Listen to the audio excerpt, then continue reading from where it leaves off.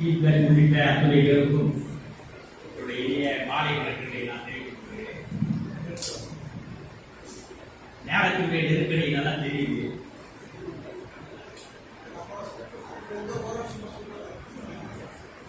நல்லா புரிஞ்சிருக்க அந்த விஷயத்தை சொல்லி புத்தாண்டாக இந்த புத்தாண்டில் அடுத்து வரப்போற புத்தாண்டுக்காக நல்வாழ்த்துக்களை நம்முடைய தாம்பரம் நகைச்சுவை மன்றம் சார்பாக உங்களுடைய அத்துணை பேருக்கும் என்னுடைய புத்தாண்டு வாழ்க்கையை நான் தெரிவித்துக் கொள்கிறேன்.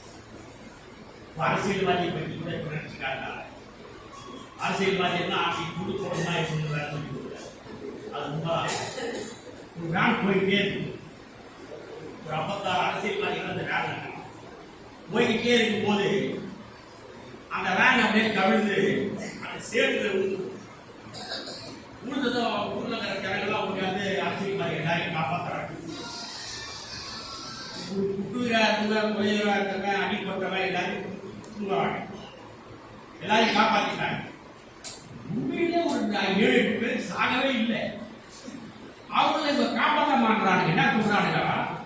அந்த அரசியல்வாதி சொல்றான், சேர்த்துல கொடுத்துட்டு என்னையும் காப்பாத்துங்க, என்னையும் காப்பாத்துங்க, நான் சாகர கதறான். அவன் சொல்றான், வெளியேறவன் அரசியல்வாதி நீங்க பொய்யை தவிர சொல்ல மாட்டீங்க, நீ உண்மையே சொன்னதில்லை, உங்களை காப்பாற்றவே மாட்டோம்.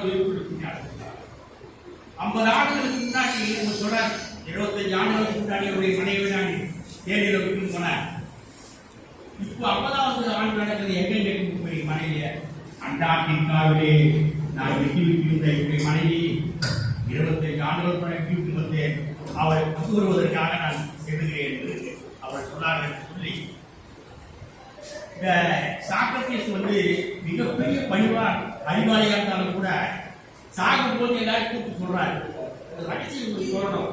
சரியா ரகசியம்னா எனக்கு ஒன்றும் தெரியாது, எனக்கு ஒன்றுமே தெரியாது, எனக்கு ஒன்றுமே தெரியாது என்பதை நான் நன்றாக தெரிந்து வைத்துக் கொண்டிருக்கிறேன் சொன்னான் மிகப்பெரிய அறிஞர்.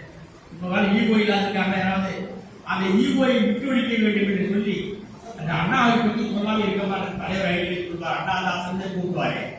அந்த அண்ணா ஜெயிச்ச உடனே கடற்கரை கூடத்துல போய் நின்று சொல்றாரு, முன்பு எப்போதுமே இல்லாத அடக்கத்துடனும் பணியுடனும் நான் உங்கள் முன்னாடி நிற்கிறேன் என்று சொன்னார். அவர்தான் அண்ணா என்று சொல்லி வாய்ப்புக்கு நன்றி தெரிவிக்கிறேன். அடுத்தபடியாக